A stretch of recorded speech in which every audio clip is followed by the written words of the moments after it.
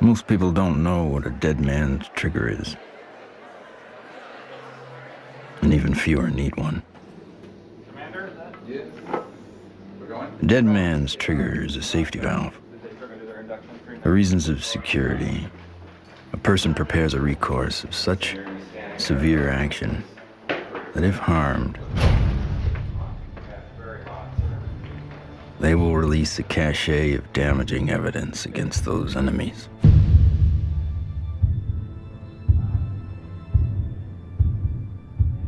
Given his situation, Dr. Stephen Greer is one of those rare men.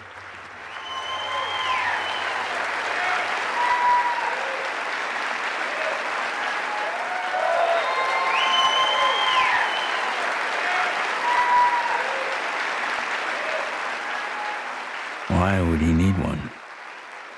He's not the first person to push the disclosure of a corrupt military-industrial agenda. In the councils of government, we must guard against the acquisition of unwarranted influence, whether sought or unsought, by the military-industrial complex. In his final public speech, a farewell address, no less, in a time when every second on TV was priceless, United States President Dwight D. Eisenhower decided not to brag about his victory in the Korean War. Instead, he cashed in all his chips to warn this nation of a hidden enemy. We have been compelled to create a permanent armaments industry of vast proportions. The total influence, economic, political, even spiritual, is felt in every city, every state house, every office of the federal government. We recognize the imperative need for this development, yet we must not fail to comprehend its grave implications.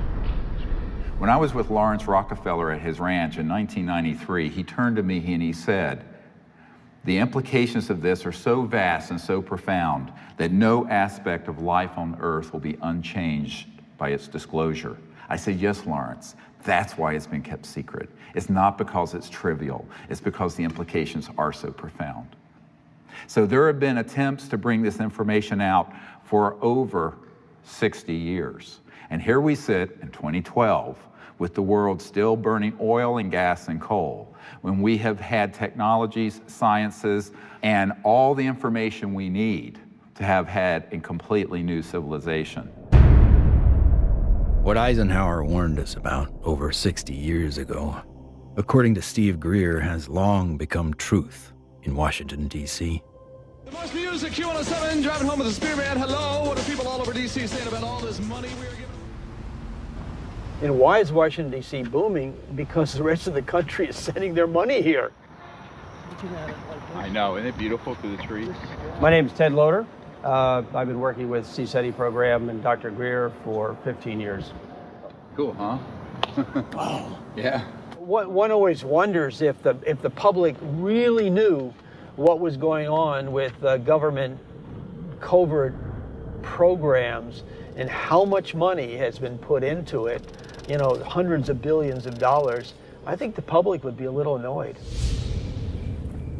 Thomas Jefferson believed all men have the right to life, liberty, and the pursuit of happiness.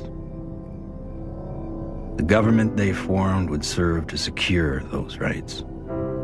But when corporations or other specialized groups of men become more powerful than those who govern, our security is at stake. Thomas Jefferson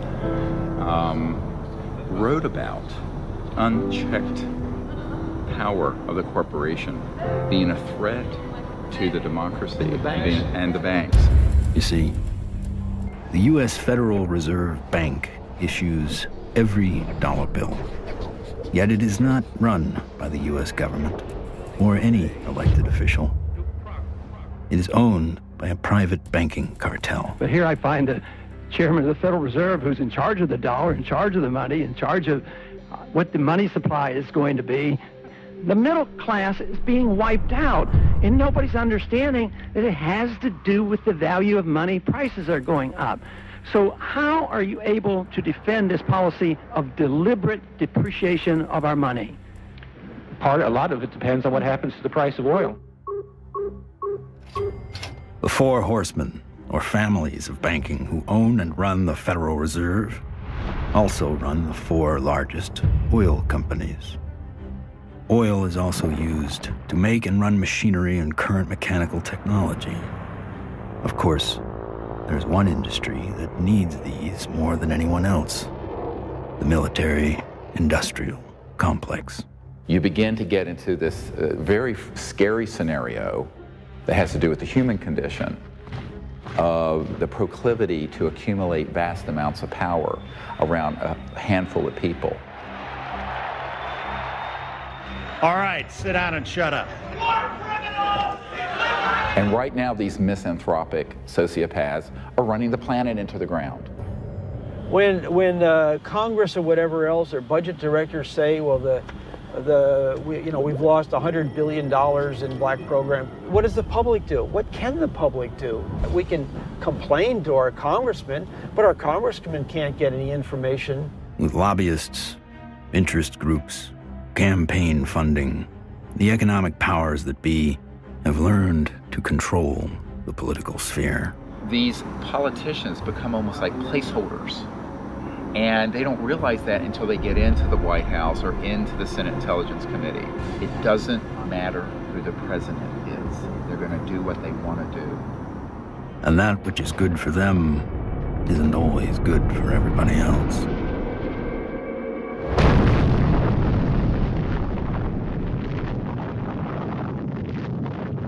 From 1945 to 1998, 2,053 nuclear bombs exploded on this planet. The United States detonated over half of them. Now I am become death, the destroyer of worlds.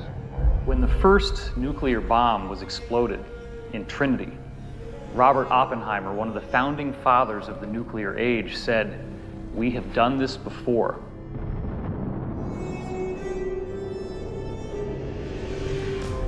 It could have been that Oppenheimer was speaking about weapons described in the ancient Sanskrit texts like the Mahabharata, in which they refer to a bolt of iron charged with the light of 1,000 suns. This bolt of iron was hurled in anger and led to an explosive event which is very graphically described in this religious scripture, specifically showing all the key indications of radiation sickness and the various problems with nuclear weaponry that we've come to expect. When we started detonating thermonuclear weapons, atomic weapons, and developing these sort of destructive technologies, the civilizations that have been watching this planet for millennia said, oh my God, these people are going way off the reservation. They are now an existential threat to themselves, but also to other planets potentially. All over the world, we see very conclusive evidence that ancient people were in contact with extraterrestrial life. The Japanese said that their civilization was given to them by a people they called the Dogu, who came from what they described as Anemono Torebune, which translates as bird boat universe, meaning flying boats from the universe.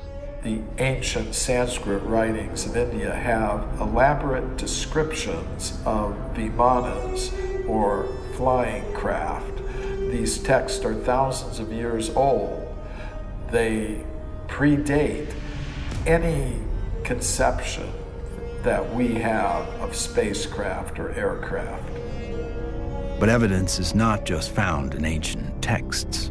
It is also captured in our ancestors' art, as if it was plainly obvious that ET vehicles appeared in ancient skies.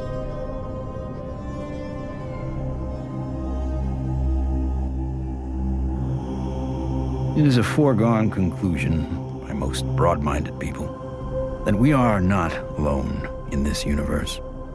The question is, how close are they? We all looked up at once. It was almost like an intelligence told us, hey, look over here, we're here.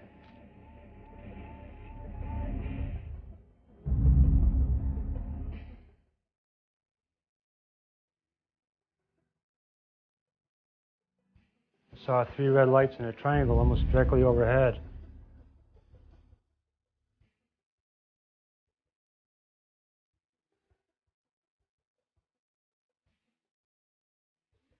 I saw these things and I ran inside and got my brothers and sisters. It actually lifted up, and it could actually turn.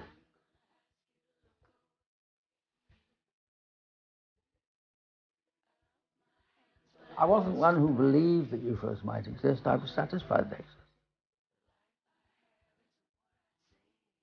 They estimated 100 yards from the left wing was this 100-foot disc.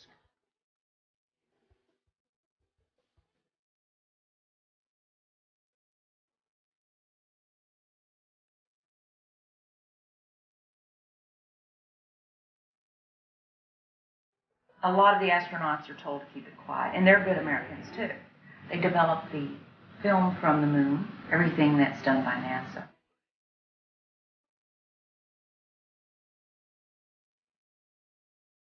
Ma che ce ne saranno ancora degli altri superiori. Oh!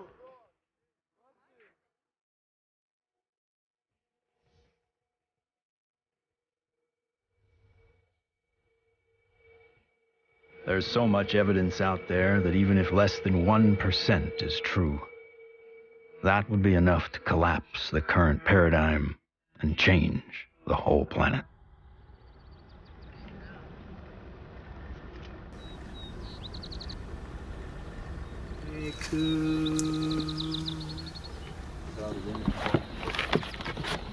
This is our signature tones that we broadcast over a small walkie-talkie. They were recorded in the crop circle. What happens is the extraterrestrials, they come into the area where we vector them in with the signature tones that we broadcast. Then it enables them to home in and get a real good fix on where the site is while we're setting up.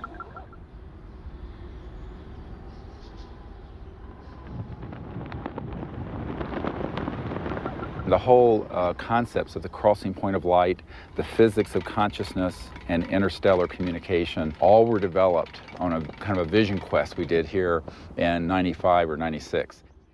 Astronomer J. Allen Hynek developed the scale to identify the types of human ET encounters.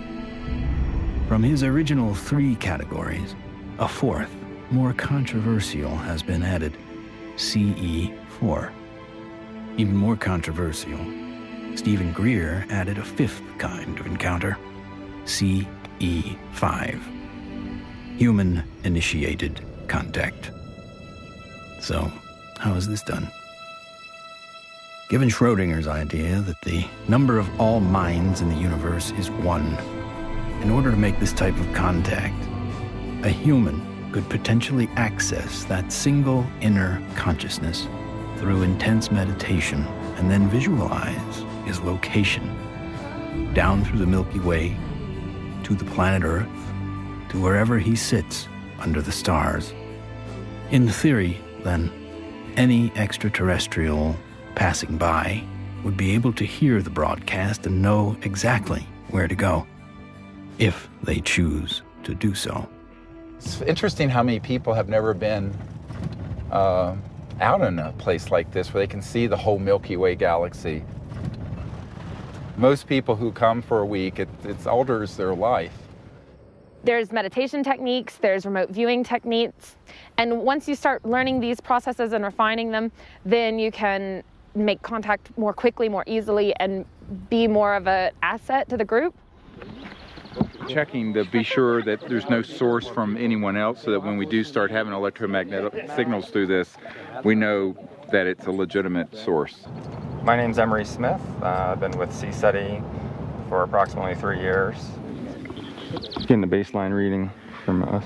My duties consist of a couple things. I am Dr. Greer's head security detail. I also am their photographer. I operate anywhere from 2 to 6 cameras at one time.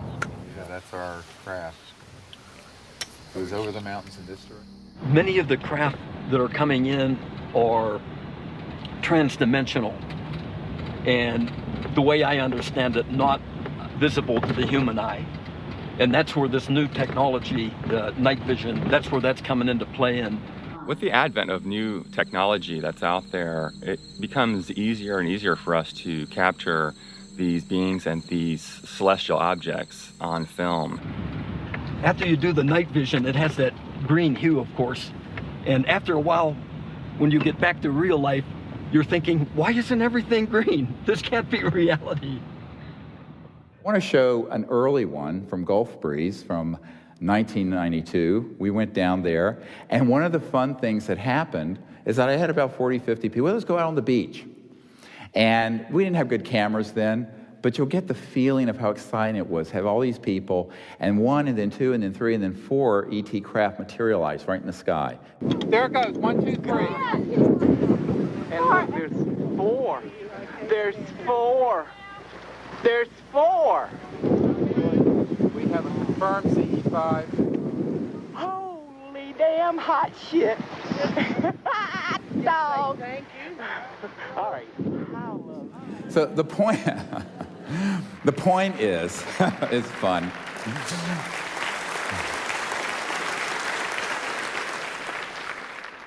It's your responsibility to go into meditation, find a little bit of time, 10, 15 minutes, and remote view who's up there and how many.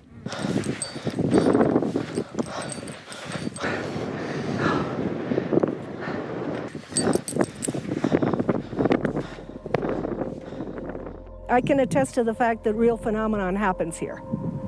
I really feel that his CE5 protocols are based on a spiritual kind of positive contact, and I think that that is an excellent model for any kind of communication, whether it be on Earth, in the United Nations or wherever, but in this particular field it's with cosmic cultures.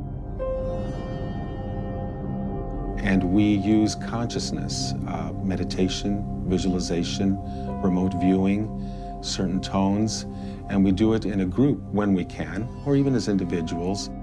It's just been this series of unbelievable events that are amplified by our meditation. It enforces this communication between us and the ETs, and it's so interactive. I could feel everything, I could hear all the sounds just right there. Perfect. And then this being the little larval one comes up, and we had this hug, and I shared the joy in it, and I'm like just thanking it for this experience. Let's do what we can to feel as if it would feel that this is perfectly normal and natural. Oh, sure. And that, this is... Relax and get in that flow consciousness, exactly. So I was jarred by our group getting tripped out and in that kind of, I was startled by some of the ways that our group was being, and I was going, and then there was moments where I was like, wow, I can only imagine how a visitor might feel.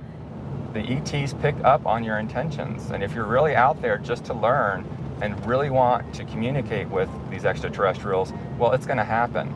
Avahanam Narayanam Padma Bhavam Vashishtam Shaktim Chatat Putra Parasharam Cha Yasam Shukam Golda Padam Mahantam Govinda Yogindra Matashashisham. And we ask these extraterrestrial civilizations to join us as they begin to learn of us, to help us, and to understand us, even as we endeavor to understand them and welcome them here to this beautiful planet. Namaste. Oh my God, another beautiful, stunning, absolutely stunning, not an aircraft.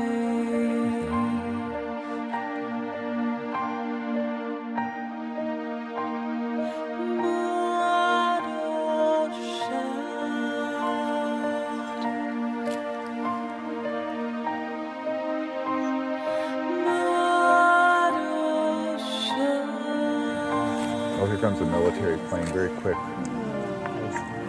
Yeah, there's a very fast military. Okay, they're gonna go. Oh. It turned right to it. Yeah. Literally, my heart literally sunk when the jet, you know, got to where the craft had to phase out. Yeah. And like to feel all that love build, and then to feel that jet coming in, and it was like on a heart level, my heart literally sunk when the jet crossed the path where it had to take off.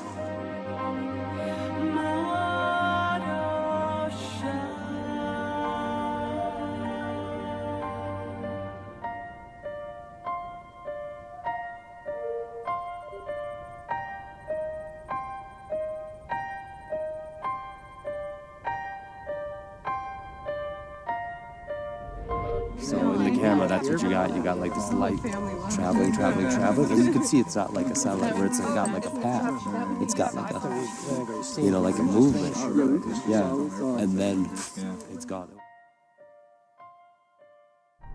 When I was 17, I injured myself. I got so infected. And at the time, because I was very poor and I didn't have any health care, I just laid there and I got sicker and sicker and sicker, and I had a near-death experience. I found myself out in deep space, and it was this experience of complete oneness with the cosmos, not just with Earth and life on Earth, but with the stars and the infinity of creation.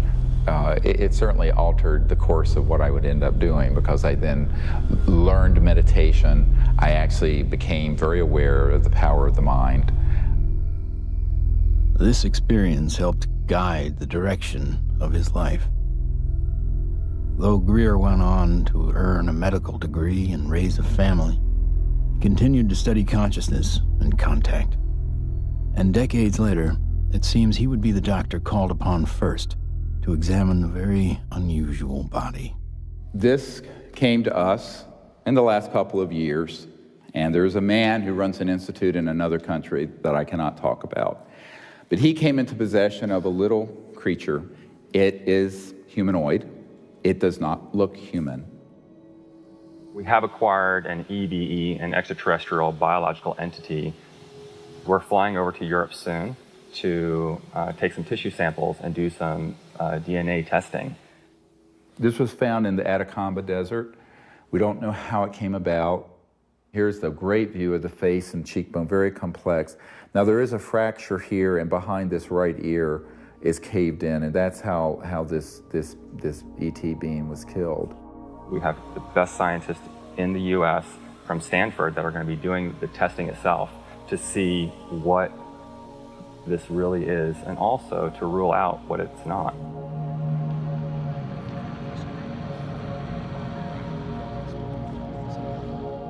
The initial reaction that I had is the same reaction that many of my colleagues here at Stanford and elsewhere have had when I've shown them, is that, wow, what is this? The question is important enough in at least two ways. The primary reason is that there's a lot of claims about specimens and claims about aliens. And of course, there's a lot of ridicule associated with that. So one of the best things that we should be doing, of course, then is bringing the best scientific techniques to bear. The techniques are available, the techniques are cheap, the answers are nearly absolute, so let's do it. And it's so exciting because it's not just... In setting up for this, I'm going to be giving Steve not only the tubes that this should be going into, but I'm also going to be sending across the microscope that I feel they should be using to do the analysis with. Before we even get started with some of the analysis, I think it's going to be important to rule out some of the obvious critiques that could come up. And one of those critiques is that this is a syndrome or a mutation. This is a bone dysplasia. And luckily, here at Stanford, we happen to have literally the world's expert, the man who wrote the book on bone dysplasias and syndromes, a gentleman by the name of Dr. Ralph Lachman, who has kindly agreed to look at the specimen, both the pictures as well as the CT scans and the X-rays, to help determine whether or not it's anything that he's ever seen before. I think that a dozen or even 15 years ago, answering the question of what is this would really not have been possible because the kinds of technologies were not available as are available today. But really the DNA tells the story. And because we have the computational techniques, that allows us to determine in very short order whether in fact this is human. So this will be basically an absolute level of proof as to what this actually is.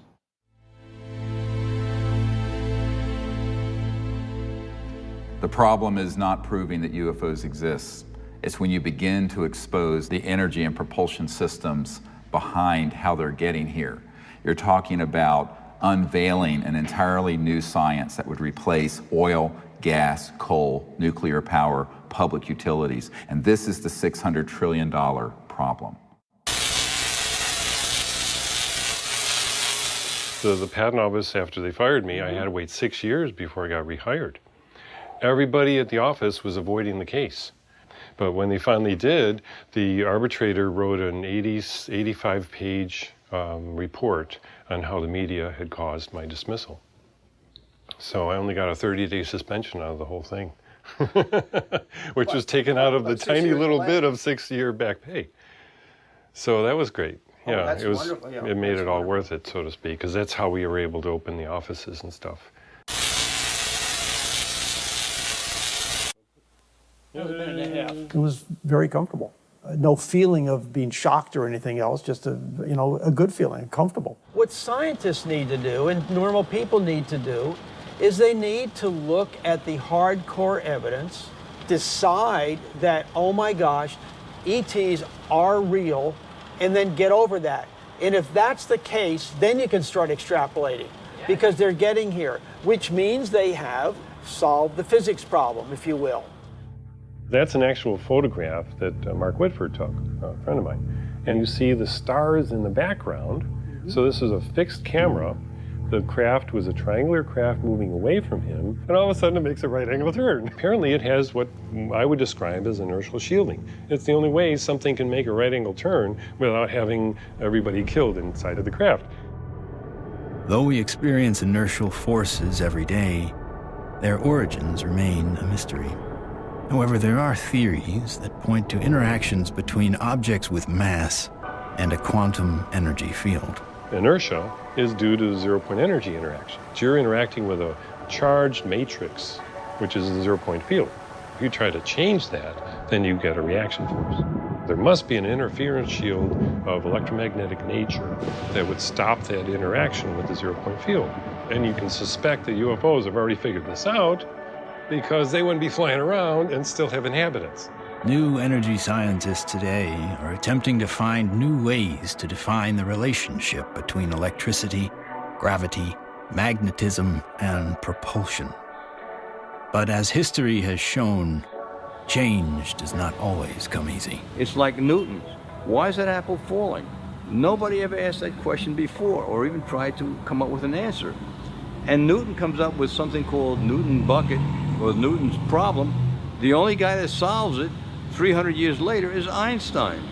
So, how smart can we be?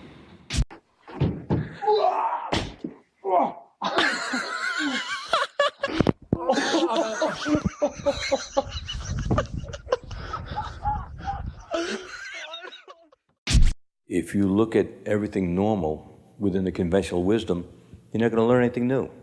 My name is Morgan Boardman. I am the Chief Financial Officer of Morningstar Applied Physics. My business partners are Paul Murad and Dr. John Brandenburg. What we're doing, like I said earlier, is we're using a magnetic field that's rotating about the axis with the hope of generating a magnetic vortex. In essence, we are trying to start a civilian advanced research projects agency.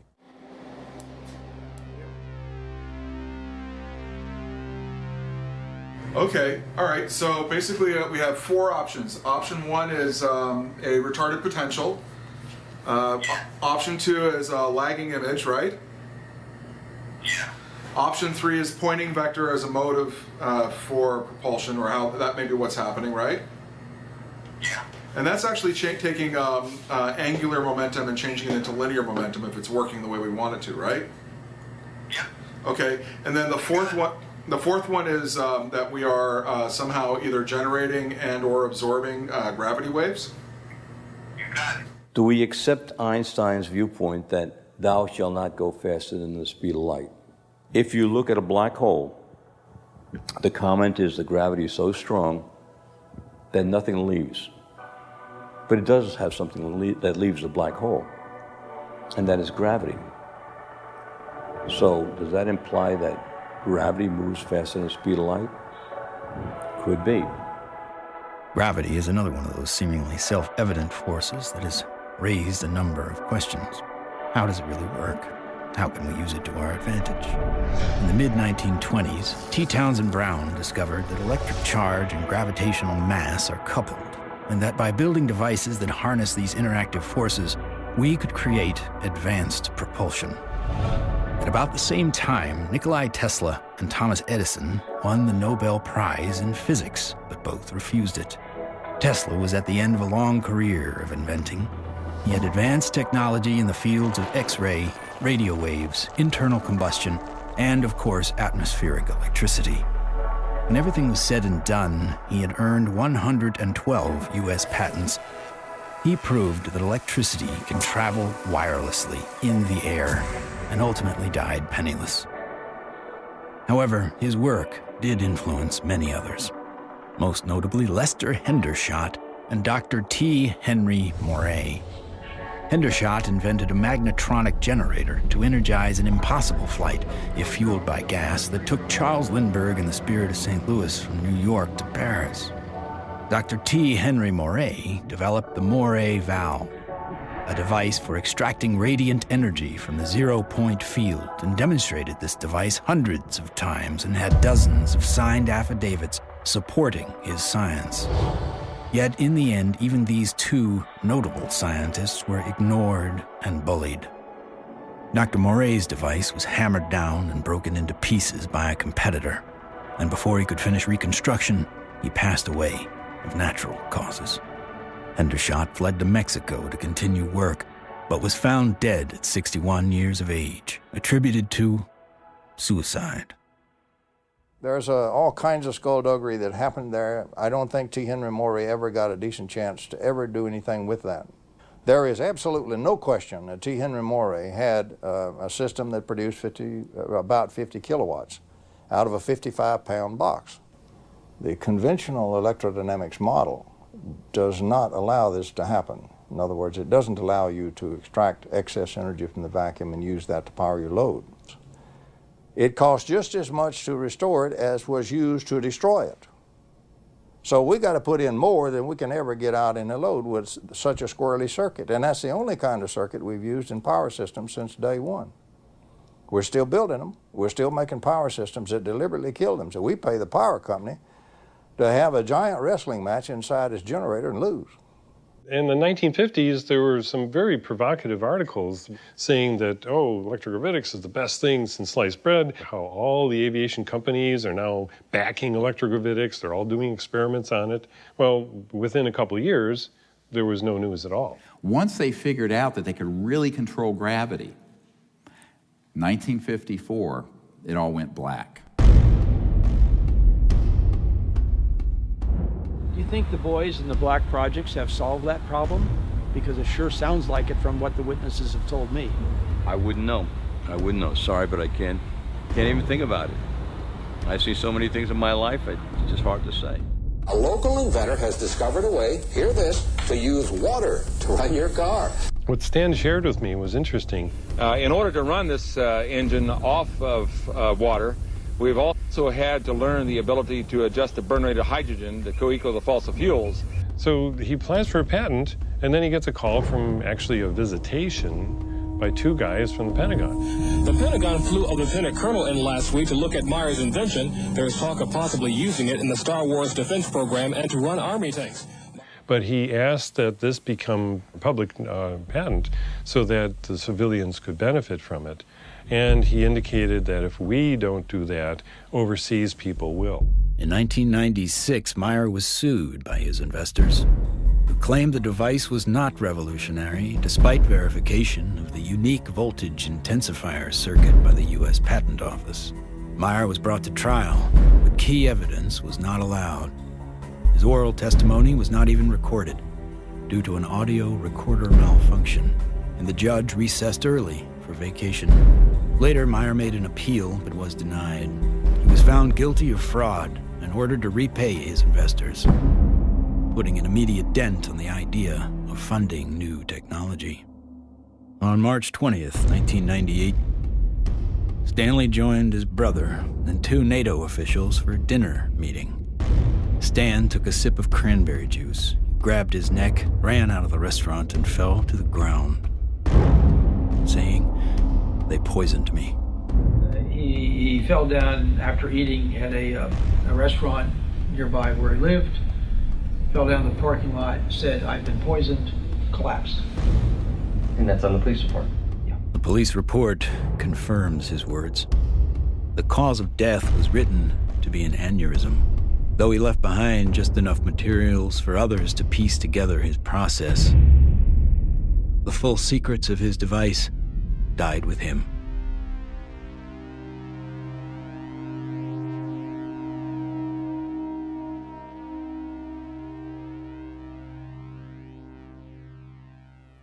So from this, I began to do more work with the administration, various people, friends of the president, the Rockefeller family. Lawrence was the white hat in that crowd who wanted us to bring this information out, actually hosted us at the Rockefeller Ranch in the Tetons. And one night he pulled me out on the deck and he said, "Well, you know, we really need you to do this." I said, "Lawrence, you're old, you're rich, and you're Rockefeller. What do you want me to do? I'm just a country doctor banging around in an ER in North Carolina." He says, no, we want you to do this. I went, okay. So I'm the throwaway guy. I'm the guy you can throw away because my life doesn't matter. We are back in Rachel, Nevada with our first 2 distinguished guests. Stephen Greer is a North Carolina doctor. He does a lot more than watch the skies. He fires off messages, and he says that someone or something is responding. Dr. Greer is looking for close encounters of the 5th kind. What, at this minute, do you believe? Our assessment at this point is that there is at least one extraterrestrial civilization which has managed to make its way to our corner of the universe. And number 2, that there's no evidence at all that they have hostile intentions towards this planet. And number 3, that the priority at this point must be trying to establish some sort of a liaison to them, some sort of a diplomatic liaison to them, and that's what we're working on. Is there a continued cover-up? Yes. Do those at the highest levels of government agencies know that there's a cover-up? Not necessarily. Officer X, a high-ranking military veteran, joined forces with Dr. Greer in order to use his military and government influence to gain access to high-level officials. I was able to arrange for a CSETI briefing to the then Vice Director for Intelligence for the Joint Staff, Admiral Tom Wilson, the same person who had been at Atlantic Command with me. At that meeting was Steve, Apollo 14 astronaut Ed Mitchell, Brigadier General retired Steve Lovkin, Siri Aramaic, Steve's right arm. Well, Dr. Greer did indeed mount an initiative and did go to Washington, did speak with high-level government people. I attended and helped him with that. We briefed certain members of Congress, some of their staff, some of the people from the White House. We talked with people in the Pentagon. It led me to the belief that people in high-level government have very, very little, if any, information, valid information. One of the most important of all the meetings was with CIA Director R. James Woolsey. Here I fly up to Washington. The cover story was a dinner party. One of the things that I found was that this CIA director wasn't lying when he communicated to us that he had not had access to these projects. He was shaken to his core.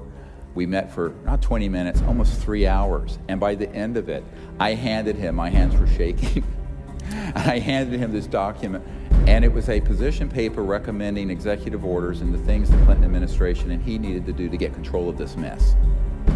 And he looked at it, and he looked at me. He says, yes, he says, but how do we disclose that which we have no access to? And I almost wept. I went, what? Dr. Greer approached many D.C. officials in an attempt to gain an audience. One of the people who took him seriously was former CIA Director Bill Colby. True, if there's truth in it, there can be a danger in that situation. We've seen that happen in other cases. I said, you have to consider the possibility of some danger to not only your reputation, but to your person. I mean, people do react rather violently to some kinds of charges, or particularly if they're true.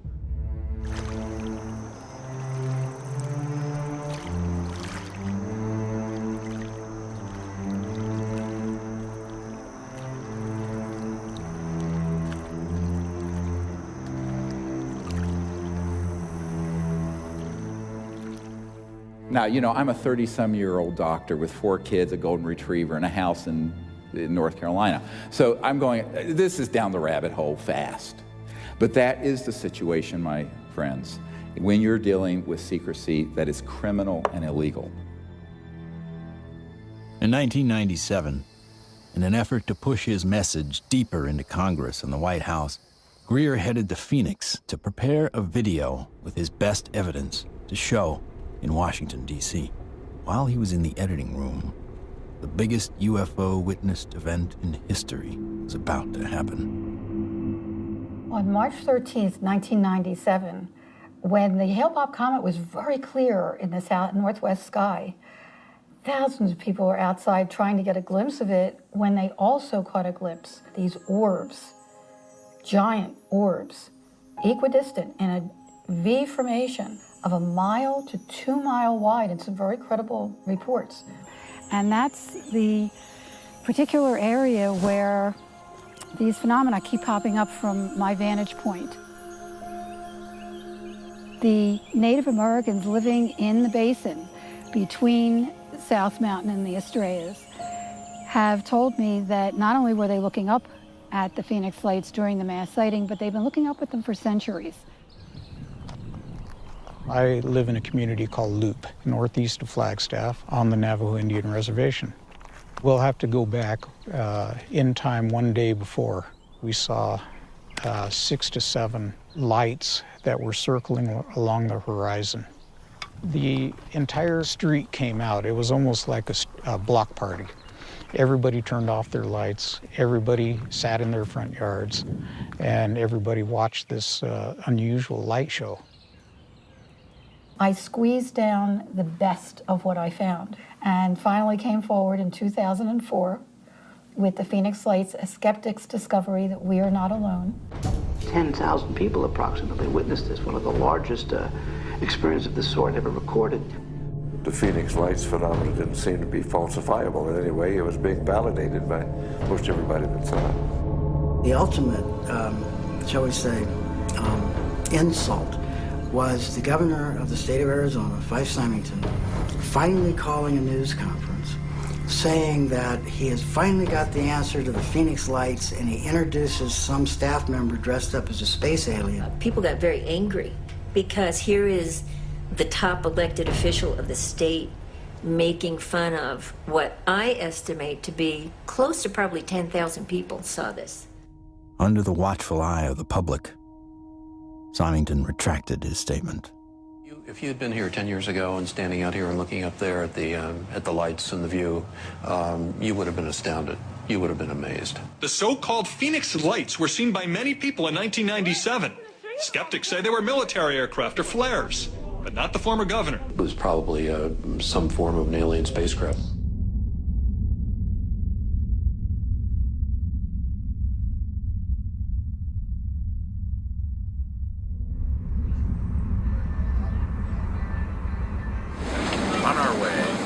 Barcelona. Barcelona. To retrieve the evidence. Dr. Bravo. Hi, Are you ready for the trip? I'm ready for the trip. I'm so excited. We're going to do some very wonderful work, and I can't wait to get the results. Upon arriving in Spain to look at the being for the very first time, I was kind of skeptical. It was definitely a game changer for my thought process to actually see it in person than to see it on film. The first thing we had to do was go to the radiology lab because we needed x-rays and CAT scans before we did anything. Porque esto es, ya se lo comenté que era un poco difícil de hacer. Es, ¿okay? The best we can get. Lo mejor que podamos. Porque evidentemente no se puede manipular para nada. No. The head radiologist at the center saw the being and was quite impressed. And the first thing she said was, "Wow, that looks like an alien." That's really okay. This is fabulous. This was pretty good for you. Yeah. Okay, that's good.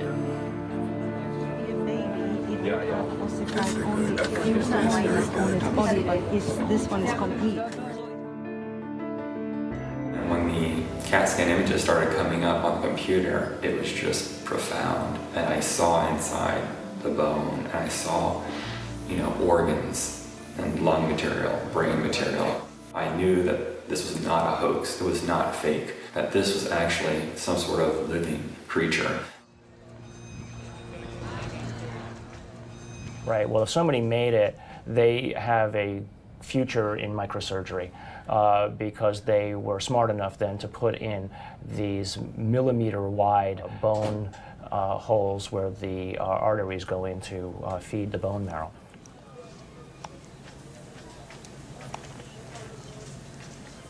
And so now the challenge is to prove what it is, right? My interest, frankly, is to disprove that it's anything unusual or anything paranormal. I would like to prove that this is human. I would like to prove that this is just an interesting mutation, but obviously if you leave your mind open, or I should say if you leave your mind closed to alternatives, you'll never see what those alternatives might actually be. In every situation with scientists, your reputation's at stake. I have every expectation that even doing this is going to lead to some ribbing from some of my colleagues, right? But I think that that's perfectly acceptable because at the end of the day, who's going to validate these things? If someone isn't willing to step forward and do it right, then you're going to have it sitting out there forever, hanging in limbo, right? I mean, if you let other people and their opinions stop you from believing what you know to be true, then all you're doing is stopping the possibility of progress. Anytime anybody tries to study this subject seriously, we're subject to ridicule. I'm a full professor at a relatively major university, and I'm certain that my colleagues at the university laugh at me and hoot and holler behind my back when they hear that I have an interest in studying unidentified flying objects. There's really a subtle kind of suppression at play here. You don't worry about what the CEO of Enron thinks about what you say. You worry about what your friends think. You worry about what your parents would think if you posted whatever you care about on Facebook or something. We take the risk to appear to be a crackpot.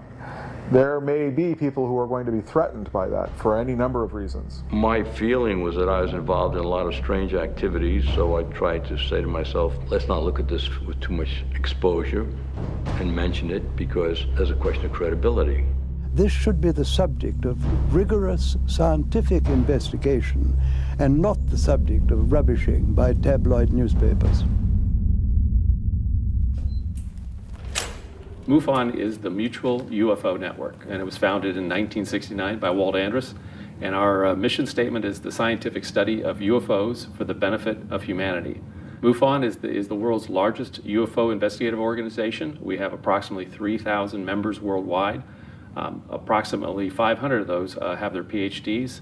These are people who really would like to delve deep into the UFO phenomenon and try to figure out not only what it is, but how it's happening.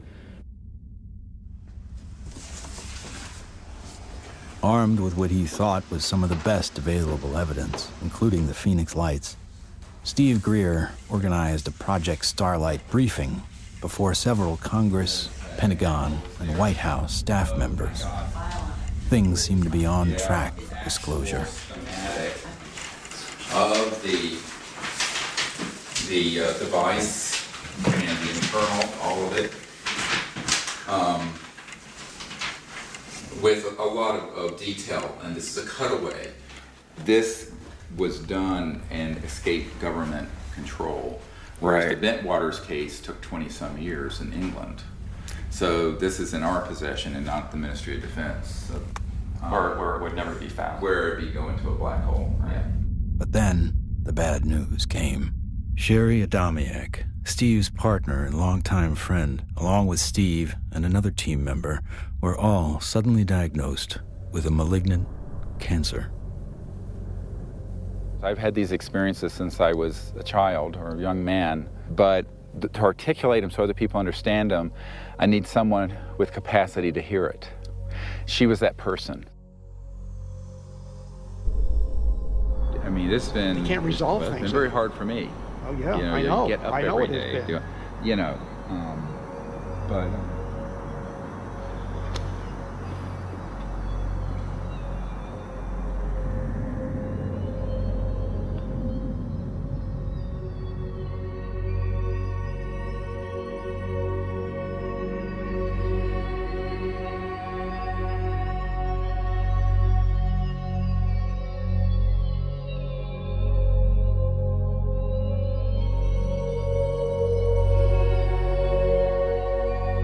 One of the last places she wanted to come was here. So she asked that her ashes be placed on the land. So we put her ashes around that tree.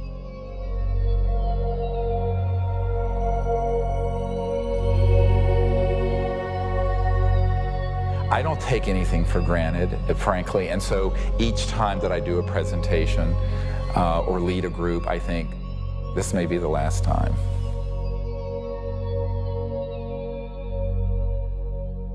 The thing that has kept me going the most is not any external thing, but the experience of that near-death experience where I know that there's an aspect of us that doesn't die.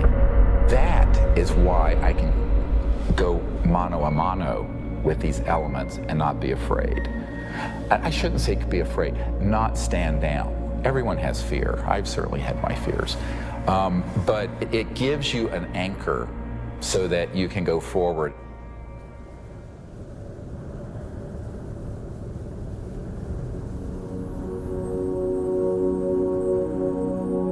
More than ever, Dr. Greer understood what he had always sensed. It was not the power of a cosmic field or quantum vacuum that would propel us into a new world. It was the mind. This really is the opening to an entirely new science of consciousness. You can maybe think of consciousness as a television set. On the TV screen, you see pictures and sounds and so forth. And if you tried to find out where that was coming from and you looked inside the television, you're not going to find it. It's not there. The signal is in the radio waves around it, invisible to us, that's being interpreted by the television as pictures and sounds. So this is very much like the state of how we understand the mind and consciousness. Dr. John at Princeton proved that putting your awareness on a device that was a random number generator would affect it. So you have this random number generator and it's producing 50-50 ones and zeros. And then you introduce a person into the picture and you tell them, try to affect it with their mind. Think more ones or more zeros. You measure that, and sure enough what they found was that there are more ones or more zeros being produced that correlate to that person's intention. So we can see effects being produced forwards and backwards in time, which is really strange. Distance doesn't seem to matter as much. You can get the same strength of effects if you're right in front of the REG or if you're on the other side of the planet. Consciousness is a non-local field, and it isn't limited to your brain waves and body. Dr. John once had the opportunity to ask the Dalai Lama if he thought the random number generators themselves were conscious. And the Dalai Lama thought about it, and his reply was that if you think they're conscious, then they're conscious. Just like consciousness can have positive effects on the zeitgeist or ether, It can also work the other way. Unfortunately, when you start to deal with inventors who have anomalous results that seem to be over unity, paranoia seems to accompany that process. And John Searle is famous for having a circular magnetic device that has both energy and propulsion built into one unit. And the electric company felt that this guy was stealing money, took him to court, went to jail, his house caught fire, and all of his property and all of his designs burned. The concept of freedom, this sort of idea of people having the liberty to pursue happiness and to pursue abundance, this has been completely, in a sense, turned upside down. We actually reprinted a report on the military involvement of the Department of Energy. And it's so extensive, it's the major operation that goes on there. There have been over 5,000 patents that have been sequestered by the national security state, taken out of the public domain. Many of them deal with energy technologies. It's a policy that the military seems to feel is necessary for national security. However, at this point, we often wonder, 50 years after World War II and the Cold War, whether such sequestering is necessary. Suppression of new technology would be an obvious plague on the idea and strength of a free market system. Yet, it still seems to happen right in front of our eyes. And this is a huge controversy, one of the largest, maybe most intense controversies in the history of science. There's nothing worse, I found, than suggesting to academic physicists in particular, and academics in general, that they are not only wrong, but disastrously wrong, catastrophically wrong.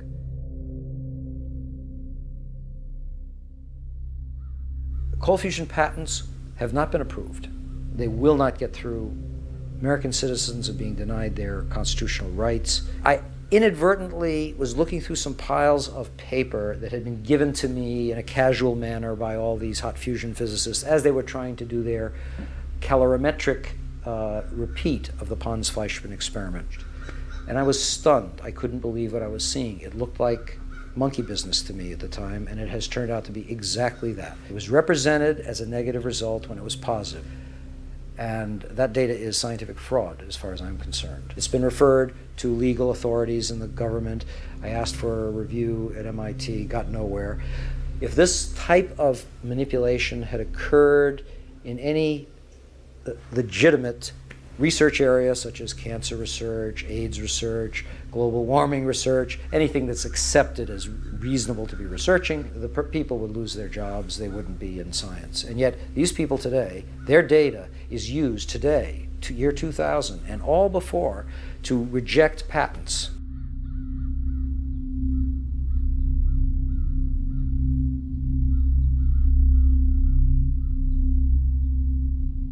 Yes, there is serious criminal activity going on that ultimately must be rooted out.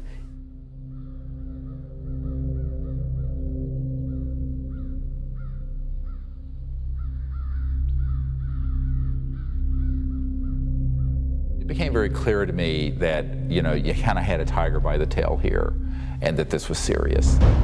For a moment, Dr. Greer considered shutting everything down. He had been threatened and swindled far too many times. Sherry was gone. He had no office, no staff, no money.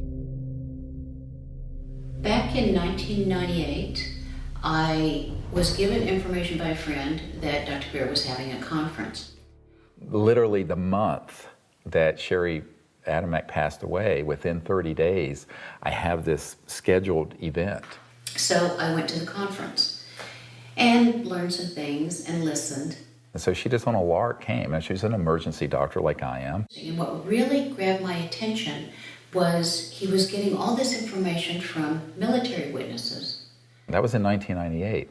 By 2000, when we were planning and storyboarding and working the whole disclosure project event out and pulling together all these hundreds of witnesses, we didn't really have the funding to do it. But she got so supportive and involved that she lived very modestly and took all of her excess income and donated it. And I want to acknowledge some amazing people that are here. Dr. Jan Bravo, without whom we would not have the Disclosure Project. But it's not just the funding she's provided, it's the moral support and the encouragement and the friendship. And so she's just become a very key person. And, you know, it's sort of metaphysical and odd that literally the month that Sherry Adamek passed away, within 30 days, I have this scheduled event. Not alone anymore.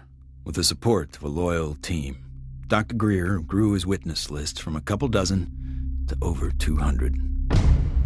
And see that little dot right there? That dot don't belong there.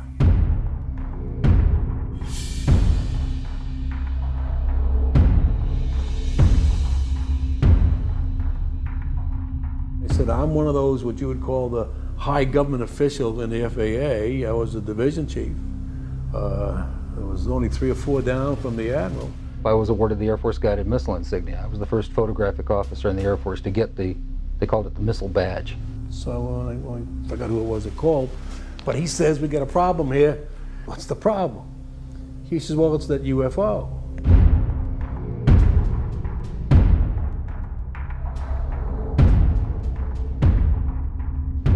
We weren't launching real nuclear weapons, we were launching dummy warheads. They were the exact size, shape, and dimension and weight.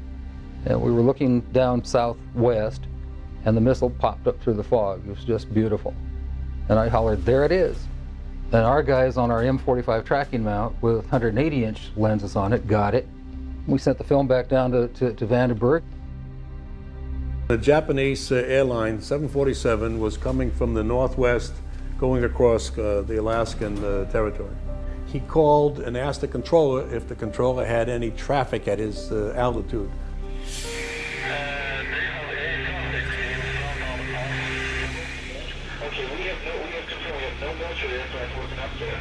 His radar is picking up a target.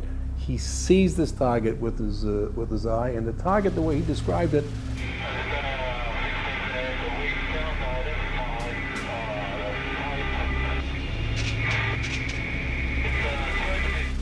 a huge ball with lights running around it, and I think he said it was like 4 times as big as a 747. I was called into Major Mansman's office at the 1st Strategic Aerospace Division headquarters. And Major Mansman said, watch this. There was the launch from a day or 2 before it at Big Sur. We watched that stage burn out, we watched the 2nd stage burn out, we watched the 3rd stage burn out, and it's going like this. And into the frame came something else. It flew into the frame like this, and it shot a beam of light at the warhead, fires another beam of light, goes around like this, we're going like this, fires another beam of light, goes down like this, fires another beam of light, and then flies out the way it came in. And the warhead tumbles out of space. They brought in 3 people from the FBI, 3 people from the CIA, and 3 people from Reagan's scientific study team, and I don't know who the rest of the people were. When they got done, they actually swore all these other guys into this never took place. Who said that? Who was saying? This was one of the guys from the CIA. Now I saw that. I don't give a goddamn what anybody else says about it. I saw that on film. Phil Klass can kiss my ass. He wasn't there. I was. He said this is the first time they ever had 30 minutes of radar data on a UFO. He said, you are never to speak of this again. As far as you're concerned, this never happened. So I said, yes, sir, and walked out, and that was the last I talked about it for 18 years.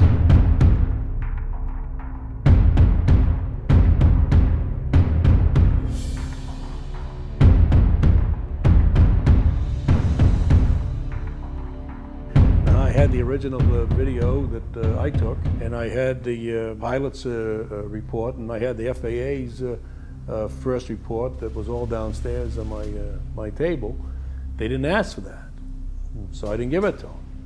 There are things that I know about that I did in the service that I won't talk about to you now because they're top secret, and I could get my ass in trouble for talking about them. If you parse what Major Mansman said, he said, you are to say, this never happened. Well, that's not classifying it top secret, is it?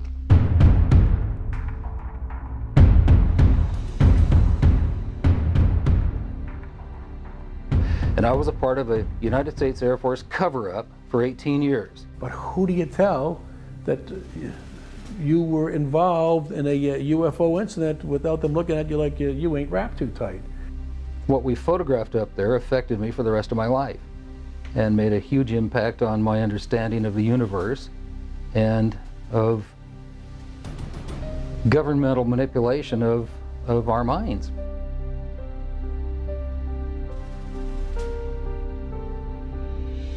Now, with the witnesses on his side, Dr. Greer had the firepower to attack Washington again. We are not alone. That's the message a group of pilots, scientists, and former government officials want Congress to hear. 21 members of that group already have testified in Washington for what's known as the Disclosure Project. And we had all volunteers who organized that whole event. And there was no paid staff. So when people look at that whole period, we didn't have an office, a secretary, and one paid staff person, but we did it. Dr. Stephen Greer heads up the Disclosure Project, a group that compiles information from people who say they've encountered extraterrestrial forms of life. 20 years ago, in 1980, I was a security specialist assigned to RAF Bentwaters. Objects made incursions over our WSA, fired pencil-thin beams of light into them, and adversely affected the ordnance, possibly.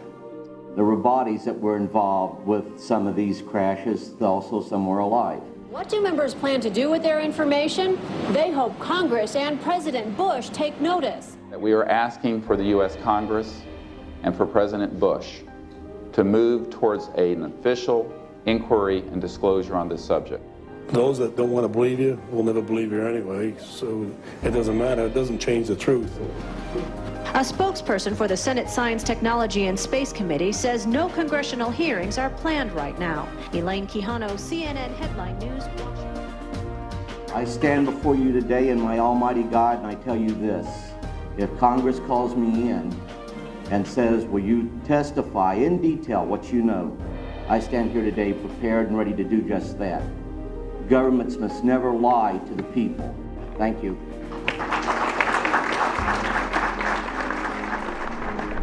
The number of people Dr. Greer had managed to get behind him was monumental. In a perfect world, an event of this proportion, with that amount of coverage, would have been enough to start a legitimate movement. But of course, we hardly live in a perfect world.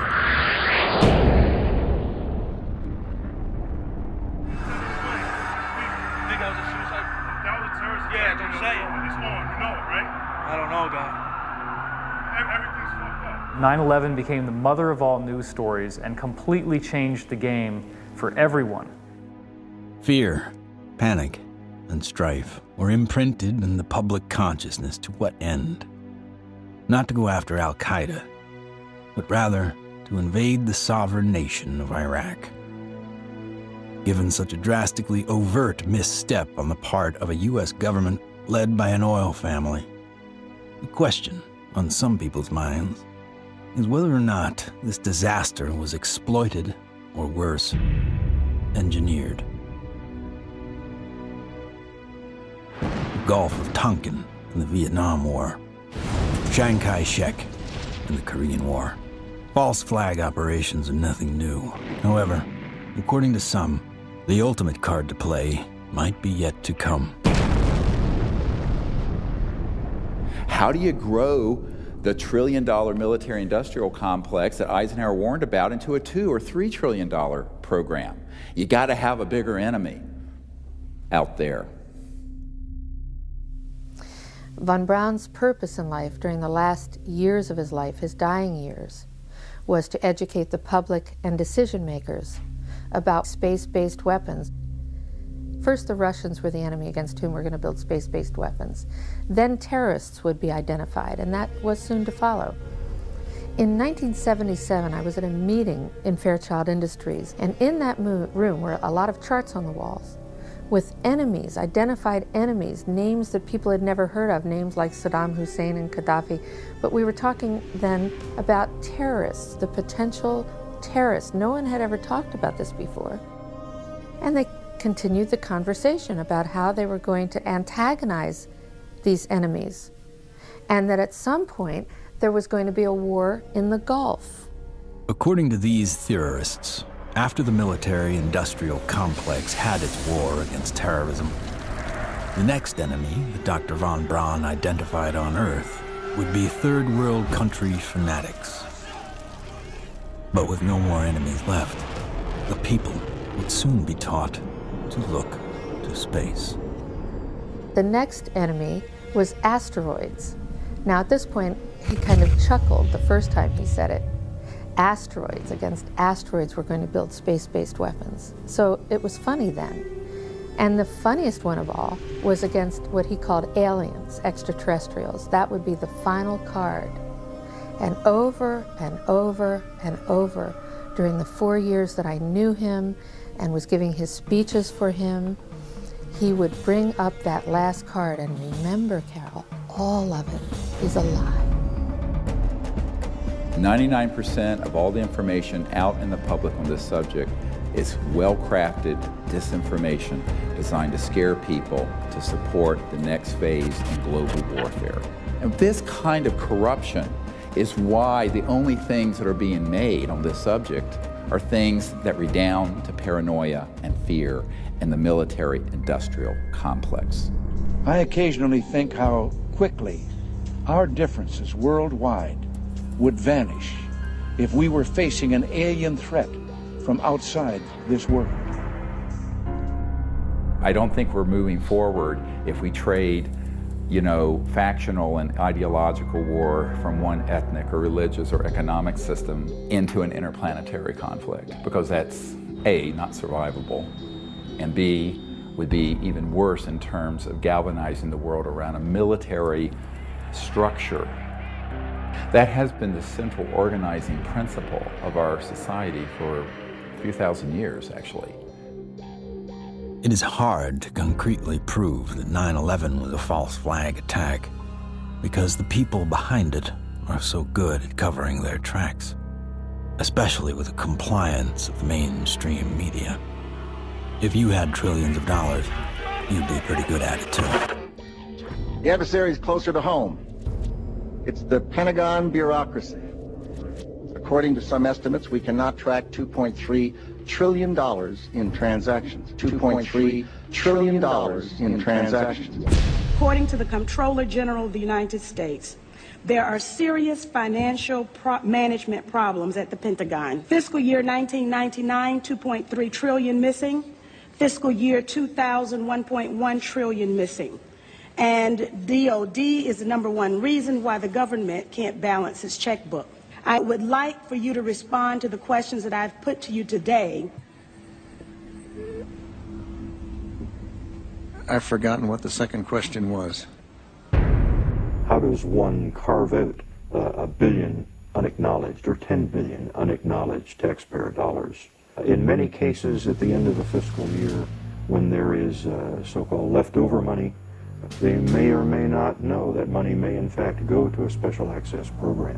There are two main types of special access programs: acknowledged and unacknowledged, or USAPs.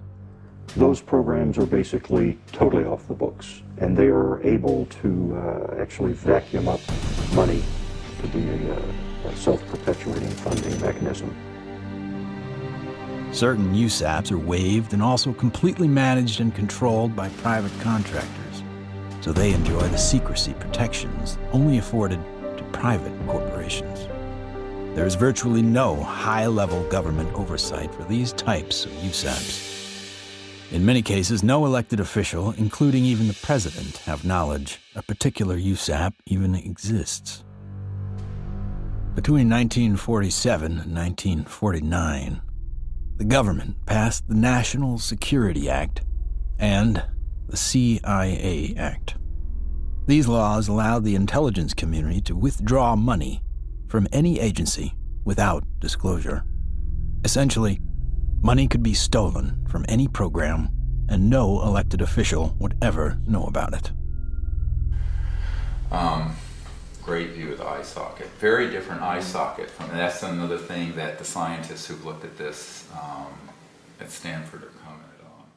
If you look at this creature and you look at the cranial vault, how large it is, the size from the eyes up is at least 3 times that of a human.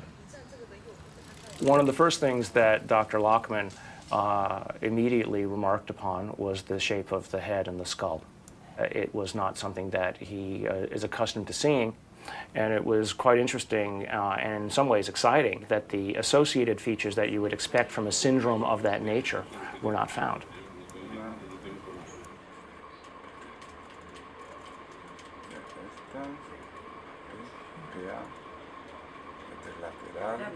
This specimen does not fall under any known, to me, class of disorders or syndromes. In many respects, the proportions of the spine and extremities are normal. The major abnormalities appear to be 1, the size of the specimen, mid-face hypoplasia and underdevelopment of the jaw, and that the specimen has only 10 ribs. Humans normally have 12, rarely 11. One of the most remarkable aspects of this is when we came down to study the actual bone density. One of the features of fetuses that specialists looks at is the so-called growth plates of the epiphyseal joint, say, of the knees. The shock, I think, and the surprise was, and the absolute certainty that Dr. Lockman had was that this specimen is between the age of 6 to 8 years old. The shock was that this specimen was clearly not fetal. How do you explain how something 6 inches tall survived to any length of time that would allow for it to survive 100 or 1,000 years ago?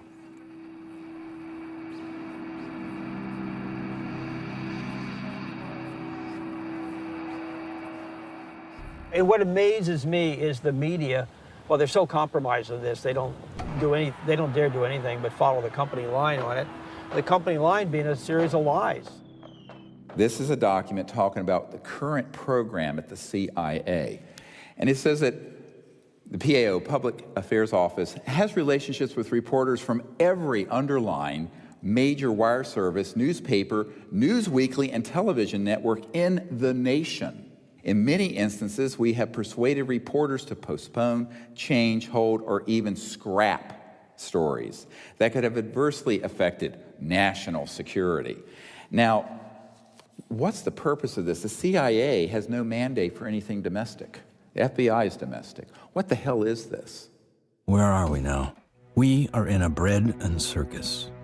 This is a phrase used to describe the creation of public approval, not through excellent public policy, but rather through diversion and distraction. No, I'm not doing that. I'm sorry. You are driving me nuts. That's ridiculous. Keep people fat, keep them happy, keep them diverted, and keep them entertained with drivel and shock and nonsense. That's, unfortunately, the sort of thing that has taken the place of news and information.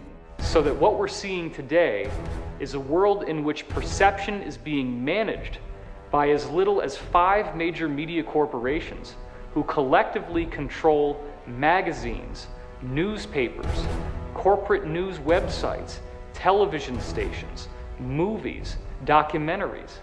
Who are these people? Who could be behind the curtain? Who could possibly be controlling us so effectively? A shadowy government with its own Air Force, its own Navy, its own fundraising mechanism, and the ability to pursue its own ideas of the national interest, free from all checks and balances, and free from the law itself. Majestic 12 is real. Notorious MJ-12, which is no longer called MJ-12. I'm trying to find out the new name. Basically, it's an oversight group intermingled with the National Security Council and the National Security Planning Group. They have full control. They have no congressional oversight whatsoever. They answer to nobody. whatever activity is going on, to the extent that it is a clandestine group, a quasi-government group, a quasi-private group, it is without any type, as far as I can tell, of high-level government oversight. And that is a great concern. Ladies and gentlemen, the very word secrecy is repugnant in a free and open society, and there is very grave danger, for we are opposed around the world by a monolithic and ruthless conspiracy that relies primarily on infiltration instead of invasion, on subversion instead of elections. Its preparations are concealed, not published. Its mistakes are buried, not headlined. Its dissenters are silenced, not praised. It is a system which has conscripted vast human and material resources into the building of a tightly knit, highly efficient machine that combines military, diplomatic, intelligence, economic, scientific, and political operations. And we are, as a people, inherently and historically opposed to secret societies, to secret oaths, and to secret proceedings.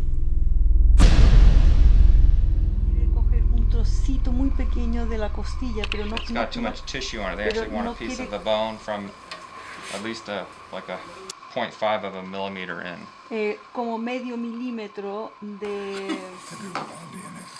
We took material from inside the cranium, also 2 clippings of the anterior front ribs of this being. And we were able to see under the dissecting microscope that in fact it did have bone marrow in them, so that meant there should be some good genetic material in there. It was really nerve-wracking. Imagine, 2 big guys here trying to operate on this 13-centimeter long beam. But we did it.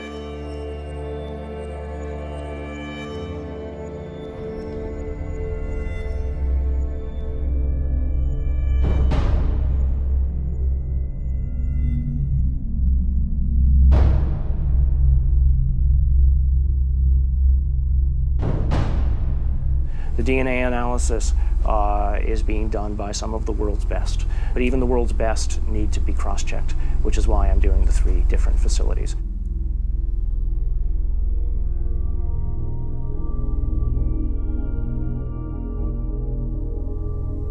So I actually ran 4 samples. I ran a sample of my own blood. It was a very small amount, just 100 microliters. I ran 2 blanks, things that just had water in them, because that would be essentially a contamination control. And then, of course, the sample itself. And really the all-important first result was whether or not there was in fact any DNA which was isolated.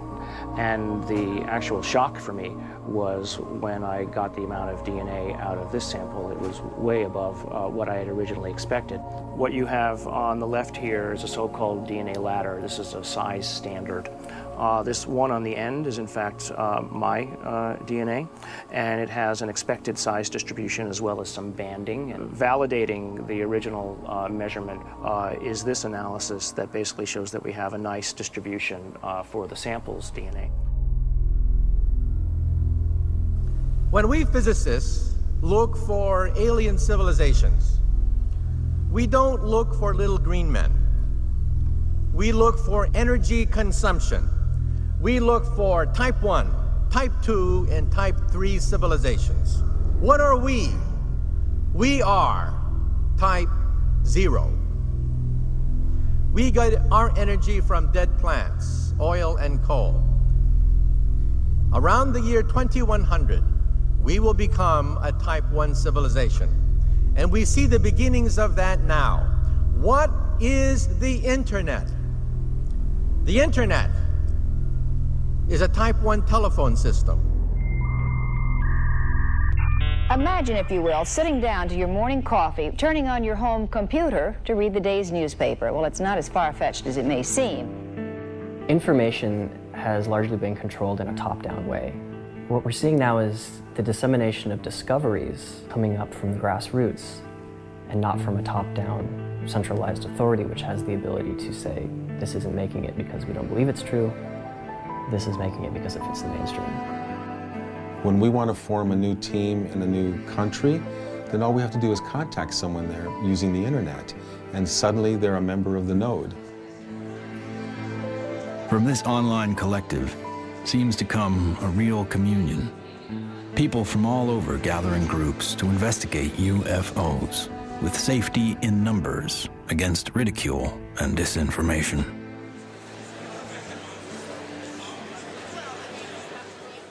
What we found in the past is we had a lot of anecdotal stories, but we didn't have a whole lot of data. With the advent of computers, personal computers, and the internet, we've been able to collect the data and analyze it through some 200 plus data points to allow us to be able to compare cases and to see exactly what's happening and what the trends are. Nick Pope is our guest. He made this information public. He's also the former head of the Ministry of Defense's UFO project. So if anybody knows, we think it's you, Nick. The Ministry of Defense is in the process of declassifying and releasing its entire archive of UFO files going back decades. It's interesting and worth pointing out that while the British government is releasing their files and their documents, President Obama, who promised to do the same during the campaign, he still has not. 15 years. 15 years, that's spring. My God. But I figured that, you know, after the disclosure project, we'd get this information out and we could go on with life. How do we keep battering the ram at this door? Where do we find the strength to keep going forward? When you think that you're the only person that has the knowledge, you become marginalized. Steve was instrumental in bringing together a large group who had been involved in this subject and who for the first time realized that they were not alone in trying to come forward on the subject. Governments, we've discovered, have not gone far enough, so we've decided that as people, using the CE5 protocols, form our own movement and do what governments have not been doing. We think of this as the People's Disclosure Movement. And so we feel it's important to create an effort that's a global effort, which this has become.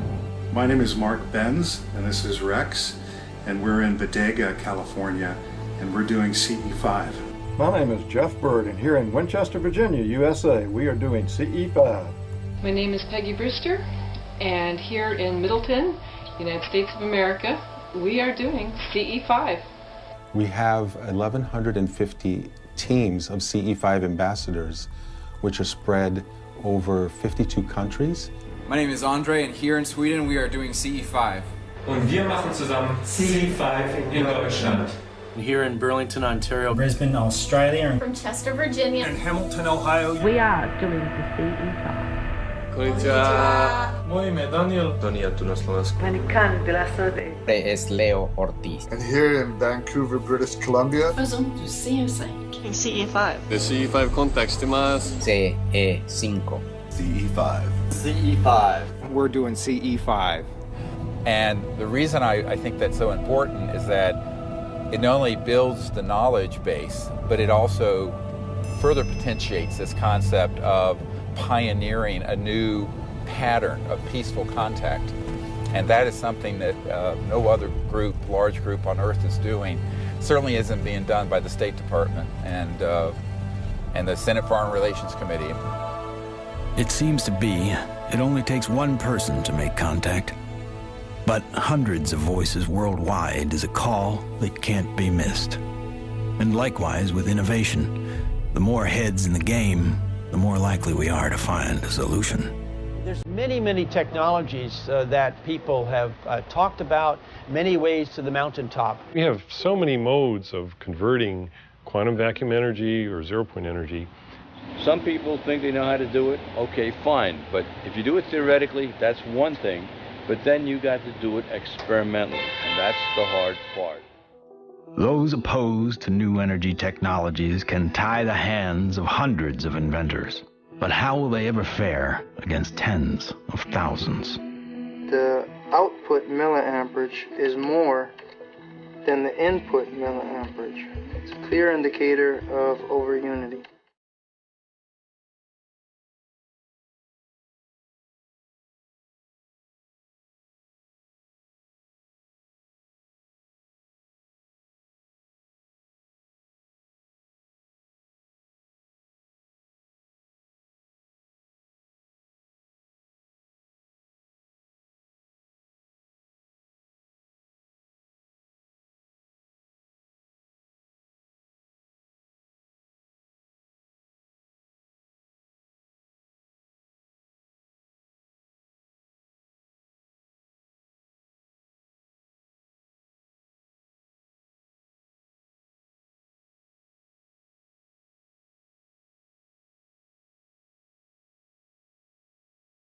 When you oscillate or vibrate magnetic fields, there's an effect in the gravity field. And how to do that linkage is what you're trying to get at, as I understand Maxwell's equations are in that term right there. And what happens is if you're going to have a gravitational effect, it's going to happen over there.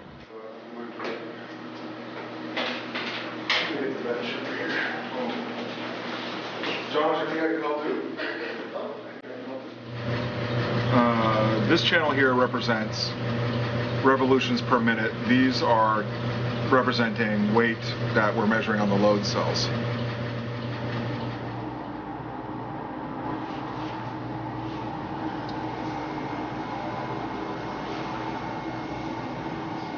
Full steam ahead.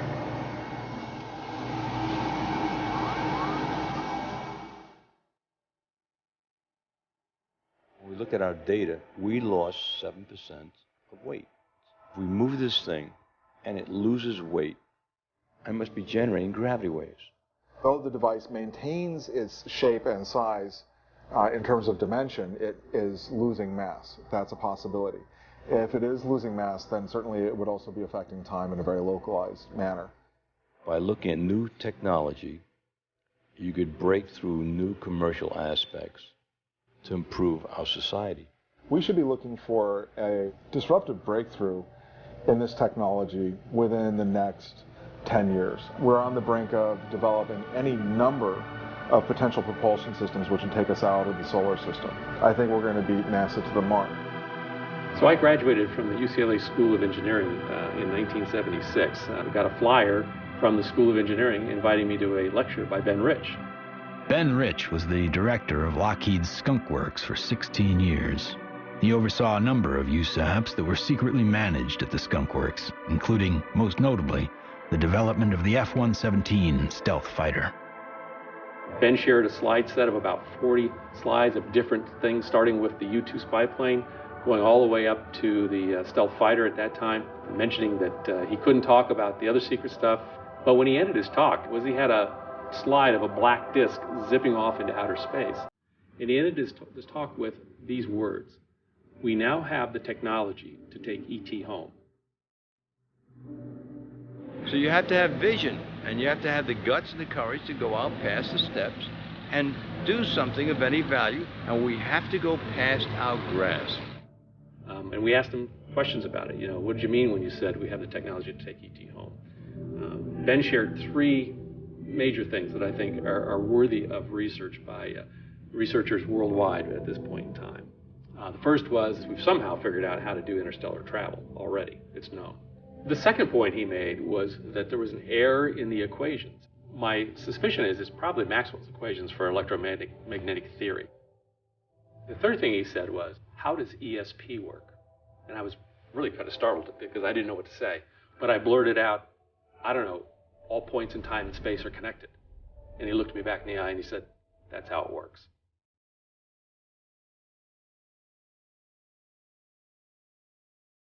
History has taught us that to simply innovate new technology may not be enough.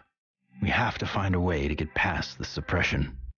We've already now had a breakthrough just a couple months ago of the tritium battery. Finally, a company has come up with an actual commercializable unit, but it's very small. It's designed for an IC or some small circuit component. So this is a good sign, because it shows the way to introduce a free energy device is to introduce a small version of it. If you have a revolutionary energy device, it has to be introduced in a way that doesn't look like it's a revolution.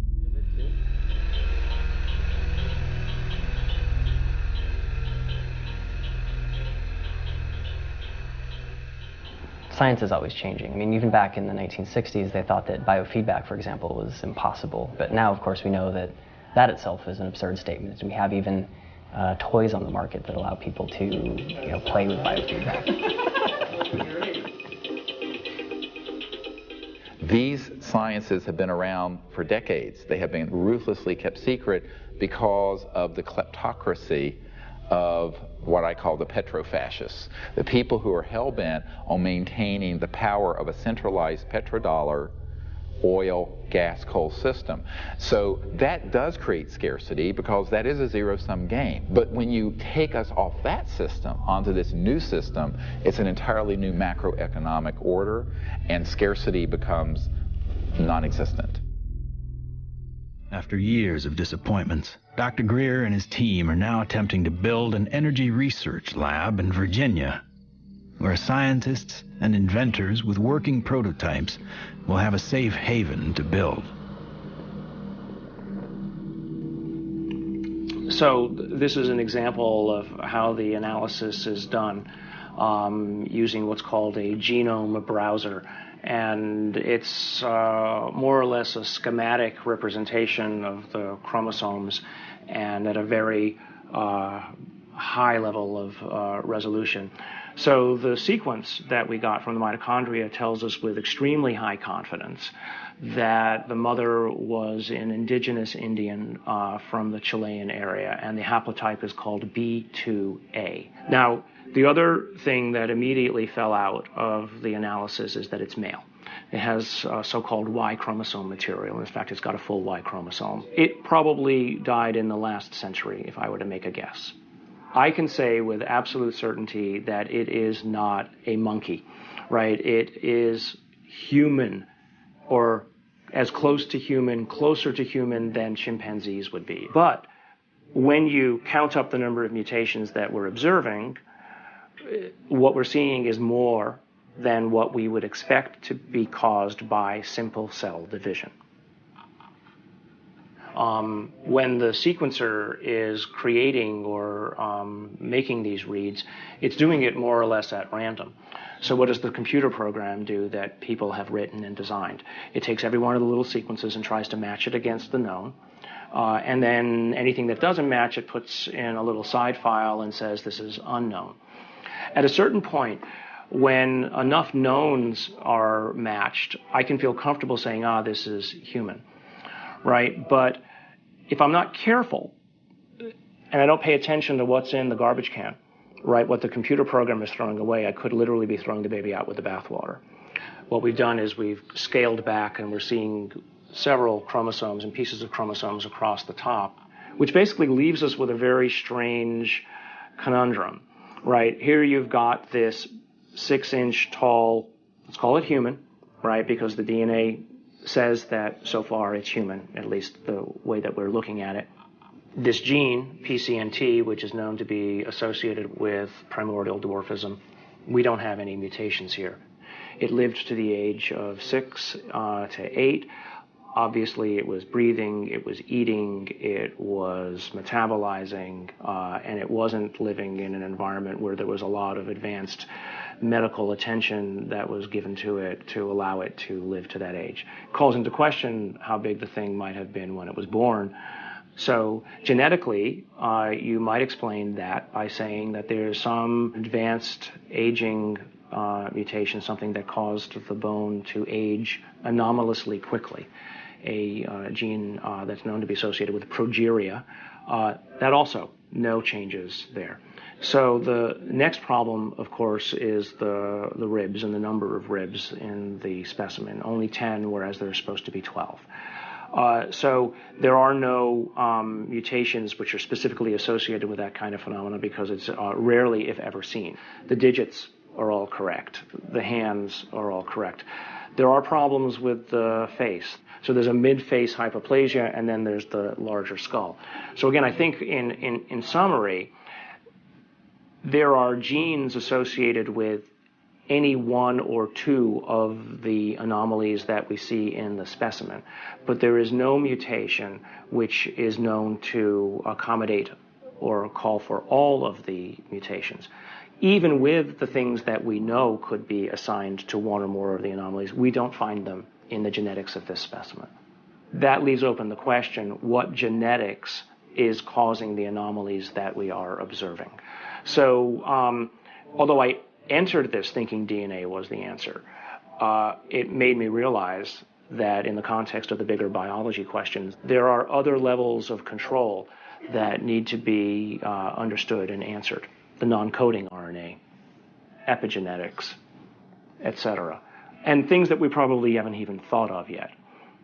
So if I just look at, this is base pair 19,800,000 or so at this edge of the open region.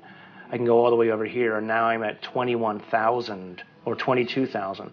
So the answer is not finished, and it's not as easy as actually, frankly, I thought it was going to be at the beginning. So that's basically 2 million base pairs of DNA where nothing seems to sit. It's just like the way societies do things. They try to fit things in boxes.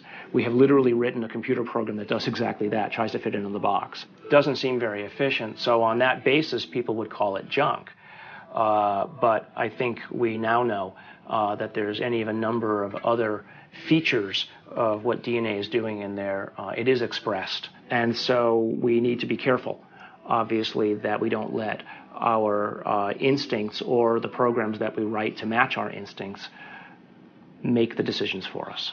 No matter what, for me, this has been a fascinating, more than an exercise. As soon as I've collated this information into a form that other people can take advantage of, and it's accepted for publication, I'm just going to put it out on the web. You know, I don't have the resources to study and follow down every single angle that this opens up. But, you know, maybe there is a listener out there who will be sufficiently intrigued by this to do the analyses themselves, and maybe they'll find something that I missed. Great. If additional samples or examples are seen of this, I'll be the first in line to want to sequence it, because then all bets are off. I want to say other things here, but I also don't want to open myself up for, you know, attack. This search may have uncovered a major finding about life in the universe and its origins. What is this being? Could it be a missing link in evolution? Could it be an entirely new species? Or simply a disease we have never seen before? Or could this be an extraterrestrial being from another world?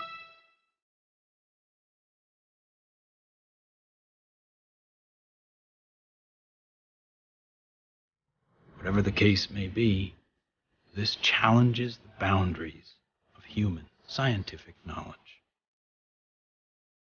Dr. Gary Nolan has set a new precedent for scientific investigation and rigor in the realm of the seemingly impossible.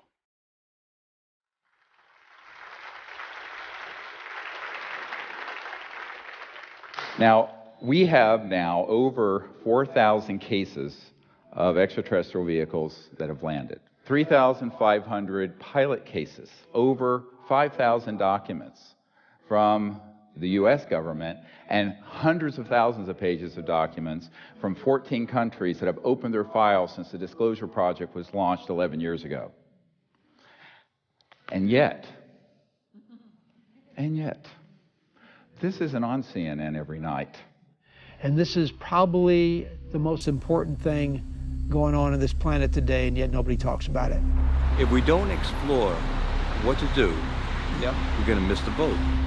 And that could be why Eisenhower's final message wasn't just doom and gloom. It was a charge to the people to spit out the bread, look away from the circus, and take some responsibility. Only an alert and knowledgeable citizenry can compel the proper meshing of the huge industrial and military machinery of defense with our peaceful methods and goals. The dam is in fact breaking, and you're beginning to see countries all over the world begin to come forward with what they know to be absolute fact. Since 2001, 24 countries have opened their UFO files to the public, including Australia, the UK, Vatican City, Germany, Russia, and Canada. The United States is not yet among them. What we have to do is pave the way for these leaders. Because if the people will lead, the leaders will follow. They'll have to. And it isn't about overthrowing the Pentagon. It's about leaving it behind.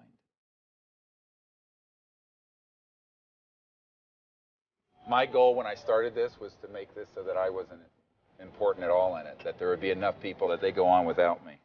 And that way, it doesn't matter if I drop dead. The future is here already.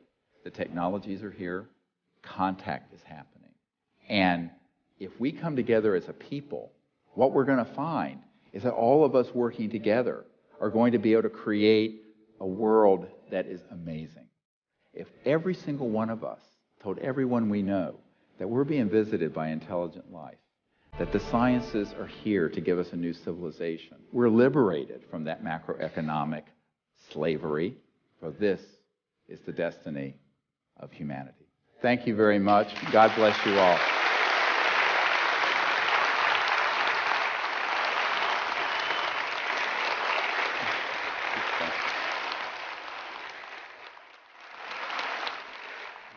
Thank you.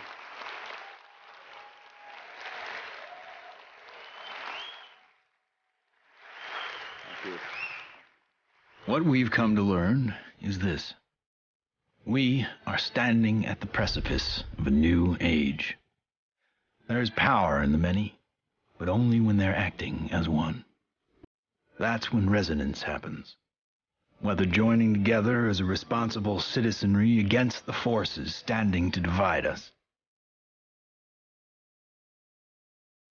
or joining consciousness to unite with the beings who are prepared to communicate with us.